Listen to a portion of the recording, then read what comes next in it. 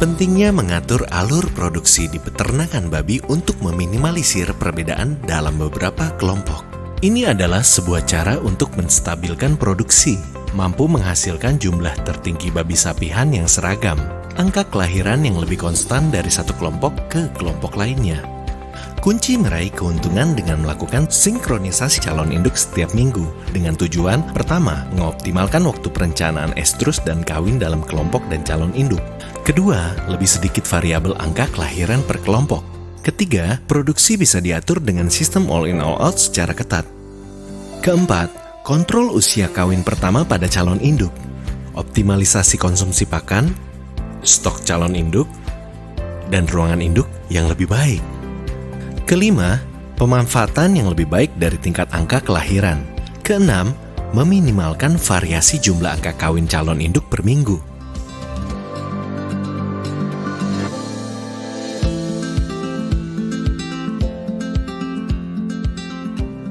Faktor pembatas pertama dalam menentukan jumlah babi yang dapat dipasarkan adalah bagaimana memaksimalkan angka kelahiran berdasarkan pada alur produksi yang tidak seimbang.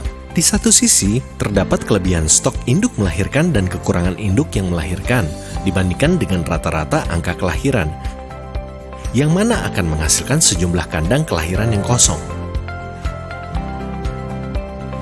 Penumpukan jumlah induk yang melahirkan berarti tidak adanya periode pembesaran anak babi karena angka kelahiran yang tinggi. Hal ini juga berarti bahwa ada sekitar 20-25% anak babi yang berumur di bawah 21 hari saat sapi.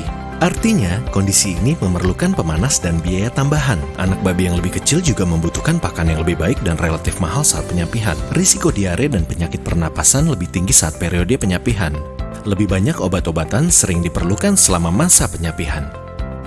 Di sisi lain, jika jumlah induk yang melahirkan lebih rendah dari rata-rata angka kelahiran, maka akan mengakibatkan adanya kekosongan di beberapa kandang melahirkan. Setiap kandang melahirkan yang kosong berpotensi kehilangan 12 ekor babi pada fase panen, yang berarti setara dengan kerugian dari kemungkinan adanya peningkatan kematian pasca penyapian sekitar 5-9%. Penurunan bobot panen sekitar 5 kg dari 110 kg ke rata-rata 105 kg.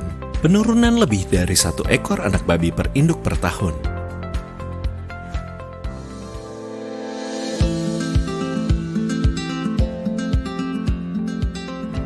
Sinkronisasi dengan altresin berarti bahwa di setiap periode sapihan, kita merencanakan waktu kawin dan estrus untuk induk dan calon induk dengan lebih optimal.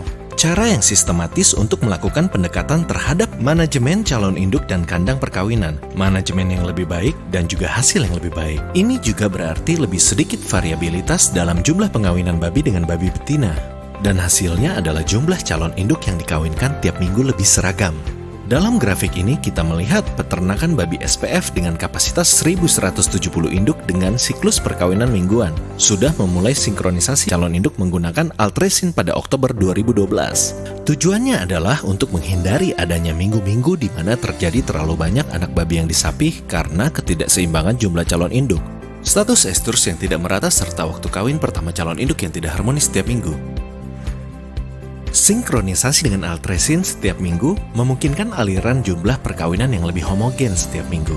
Pada grafik ini kita dapat melihat hasil reproduksi di sebuah peternakan sebelum dan sesudah sinkronisasi estrus dan calon induk menggunakan altresin. Faktanya, sinkronisasi estrus calon induk akan mengakibatkan alur angka kelahiran yang lebih homogen dan seragam, sehingga meningkatkan keterisian di kandang melahirkan serta memperbaiki manajemen mingguan di kandang melahirkan. Sinkronisasi dengan altresin setiap minggu akan meningkatkan jumlah anak babi yang disapi per liter dan kelompok.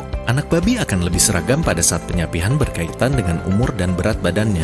Terjadi peningkatan pemanfaatan unit kandang penyapihan. Tidak ada overstocking, karena semua anak babi memiliki usia dan berat yang relatif sama. Status kekebalan juga lebih homogen dalam populasi. Masalah karena gangguan penyakit pernapasan dan pencernaan relatif sedikit. Sinkronisasi dengan altresin juga dapat mengontrol umur kawin pertama calon induk.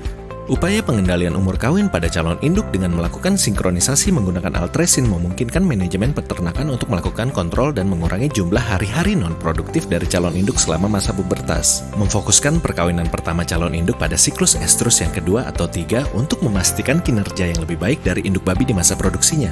Dengan berkurangnya jumlah hari non-produktif berarti terjadi pengurangan konsumsi pakan dan meningkatnya efisiensi di peternakan menjadi lebih baik.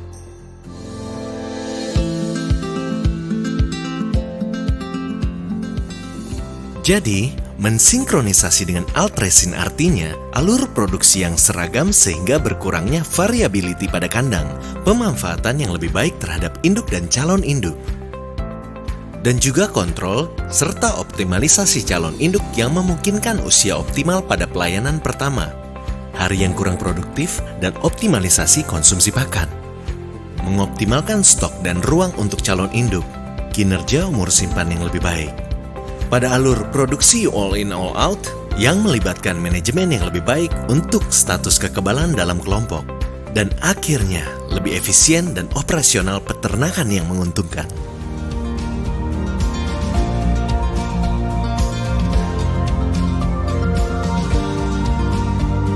Altresin, power with control.